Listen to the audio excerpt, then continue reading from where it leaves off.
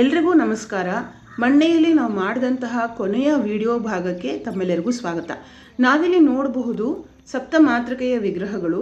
ಈ ವಿಗ್ರಹಗಳು ನಮಗೆ ಸಿಕ್ಕಿದ್ದು ಯಾವಾಗ ಅಂತ ಹೇಳಿದ್ರೆ, ಹಿಂದೆ ಒಂದು ಕೆರೆ ಕಾಣಿಸ್ತಾ ಇದೆಯಲ್ಲ, ಅಲ್ಲಿ ಹೂಳು ತೆಗೆಯುವಾಗ ಸಿಕ್ಕಿದಂತಹ ವಿಗ್ರಹಗಳು. ಅದನ್ನೆಲ್ಲ ಹೀಗೆ ರಸ್ತೆ ಬದಿಯಲ್ಲಿ ಒಂದು ಮರದ ಕೆಳಗೆ ಇಟ್ಟು ಜನ ಪೂಜೆ ಮಾಡ್ತಾರೆ. ಹಾಗೆ ಸ್ವಲ್ಪ ಮುಂದಕ್ಕೆ ಬಂದಾಗ ನಮಗೆ ಕಾಣಿಸಿದ್ದು ಈ ಒಂದು ಕಪಿಲೇಶ್ವರ ದೇವಸ್ಥಾನ. ಈ ಕಪಿಲೇಶ್ವರ ದೇವಸ್ಥಾನದ ಆಚೆ ಈಚೆಗೆ ನಮಗೆ ದೊಡ್ಡ ದೊಡ್ಡ ದ್ವಾರಪಾಲಕರ ವಿಗ್ರಹಗಳನ್ನ ನೋಡ್ಬೋದು. ಈ ವಿಗ್ರಹಗಳು ಸುಮಾರು 6 ಅಡಿ ಎತ್ತರದಲ್ಲಿದೆ. ಅಲ್ಲಿ ಮಾಡಿರುವಂಥ ಕೆತ್ತನೆ ತುಂಬ ಅದ್ಭುತವಾಗಿದೆ. ಹಾಗೆ ನಾವು ದೇವಸ್ಥಾನದ ಒಳಗೆ ಪ್ರವೇಶ ಪಡೀತಾ ಇದ್ದ ಹಾಗೇ ನಮಗೆ ಕಾಣಿಸಿದ್ದು ಕಂಬಗಳು ಮತ್ತು ತುಂಬ ಸುಂದರ ಕೆತ್ತನೆಯಿಂದ ಕೂಡಿದಂತಹ ಕಿಟಕಿಗಳು. 2 ದೊಡ್ಡ ದೊಡ್ಡ ಕಿಟಕಿ ಇದೆ. ನೀವಿಲ್ಲಿ ನೋಡ್ಬೋದು, ತುಂಬ ಚೆನ್ನಾಗಿ ಕೆತ್ತನೆಯನ್ನು ಮಾಡಿದ್ದಾರೆ. ಕಷ್ಟ ಸಾಧ್ಯವಾದ ಕೆತ್ತನೆಯನ್ನು ನಾವಿಲ್ಲಿ ನೋಡ್ಬೋದು. ಹಿಂದಿನ ಕಾಲದಲ್ಲಿ ಈ ಕೆತ್ತನೆಗಳನ್ನ ಹೇಗೆ ಮಾಡಿದ್ರು ಅಂತ ನಾವು ಊಹಿಸ್ಕೊಳ್ಳೋದಕ್ಕೂ ಸಹ ಸಾಧ್ಯ ಆಗೋದಿಲ್ಲ. ಹಾಗೆ ಒಳಗೆ ನಾವು ಹೋಗ್ತಾ ಇದ್ದ ಹಾಗೇನೆ ನಮಗೆ ಕಾಣಿಸಿದ ದೊಡ್ಡ ದೊಡ್ಡ ಕಂಬಗಳು, ವಿಶಾಲವಾದ ಹಜಾರ, ಸುಮಾರು 1000 ವರ್ಷ ಹಳೆಯದಾದ ಈ ದೇವಸ್ಥಾನ ನಾವು ಸಂರಕ್ಷಿಸಬೇಕು. ಅದು ನಮ್ಮ ಜವಾಬ್ದಾರಿ ಸಹ. ಸಂಬಂಧಪಟ್ಟ ಅಧಿಕಾರಿಗಳು ದಯವಿಟ್ಟು ಅದರ ಬಗ್ಗೆ ಗಮನ ಹರಿಸಬೇಕು.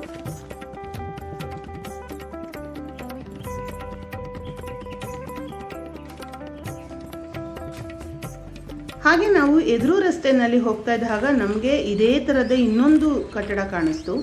ನಾವು ಅದರ ಹತ್ರ ಹೋದಾಗ ಅಲ್ಲಿದ್ದಂತಹ ಜನ ಹೇಳಿದ್ರು, ಇದನ್ನು ಅಕ್ಕ ತಂಗಿಯರ ದೇವಸ್ಥಾನ ಅಂತ ಕರೀತಾರೆ.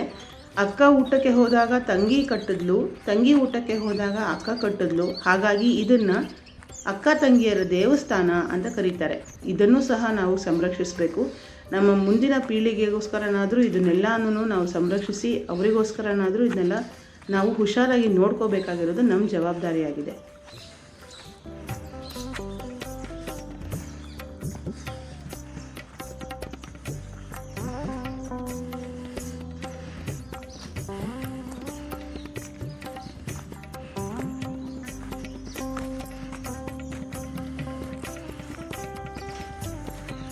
ನಾವು ಮತ್ತೆ ಬಂದಿದ್ದು ಸರ್ಕಾರಿ ಪ್ರೌಢಶಾಲೆ ಮಣ್ಣೆಗೆ. ಇದ್ಯಾಕಪ್ಪ ಈ ಶಾಲೆಗೆ ಬಂದಿದ್ದಾರೆ ಅಂತ ನೀವು ಅಂದ್ಕೊಂಡಿರ್ಬೋದು.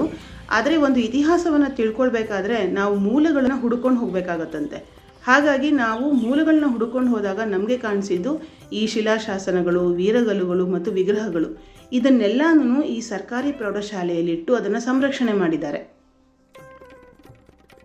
ಇದಕ್ಕಾಗಿ ಗ್ರಾಮಸ್ಥರಿಗೆ ನಾವು ತುಂಬಾ ಥ್ಯಾಂಕ್ಸ್ ಹೇಳಬೇಕು, ತುಂಬ ಧನ್ಯವಾದಗಳನ್ನ ಹೇಳಬೇಕು. ಯಾಕೆ ಅಂತ ಹೇಳಿದರೆ ಅಲ್ಲಿರೋ ಮಕ್ಕಳಿಗೂ ಸಹ ಇದ್ರ ಬಗ್ಗೆ ಎಲ್ಲನೂ ತಿಳ್ಕೊಳ್ಳೋದಕ್ಕೆ ಒಂದು ಅವಕಾಶ ಮಾಡಿಕೊಟ್ಟಿದ್ದಾರೆ. ಅಲ್ಲಿ ಇಲ್ಲಿ ಬಿಸಾಕೋ ಬದಲು ಶಾಲೆಯಲ್ಲಿ ಸಂರಕ್ಷಣೆ ಮಾಡಿದ್ದಾರೆ.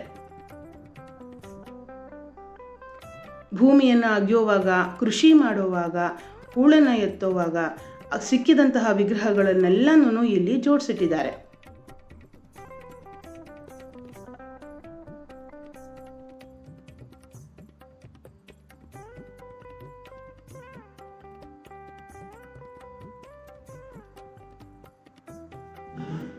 ನಾನಾ ಥರದ ವಿಗ್ರಹಗಳನ್ನ ನಾವಿಲ್ಲಿ ನೋಡ್ಬೋದು.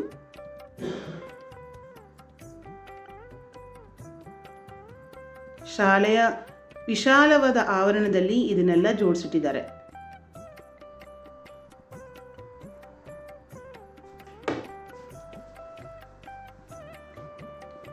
ಉತ್ಖನನ ಅನ್ನೋದು ನಮ್ಮ ಆರ್ಕಿಯಾಲಜಿಕಲ್ ಡಿಪಾರ್ಟ್ಮೆಂಟಿನ ತುಂಬ ಇಂಪಾರ್ಟೆಂಟ್ ಆದಂಥ ಭಾಗ ಆಗಿದೆ. ನಮ್ಮ ರಾಜ್ಯದಲ್ಲಿ 4 ಸ್ಥಳಗಳನ್ನು ಗುರುತು ಮಾಡಿ ಉತ್ಖನನವನ್ನು ಮಾಡ್ತಾ ಇದ್ದಾರೆ. ಅದರಲ್ಲಿ ಮಣ್ಣೆ ಕೂಡ ಒಂದು. ನಮ್ಮ ವಿಡಿಯೋ ನೋಡಿದ್ದಕ್ಕೆ ಧನ್ಯವಾದಗಳು. ತಮ್ಮೆಲ್ಲರಿಗೂ ಶುಭವಾಗಲಿ.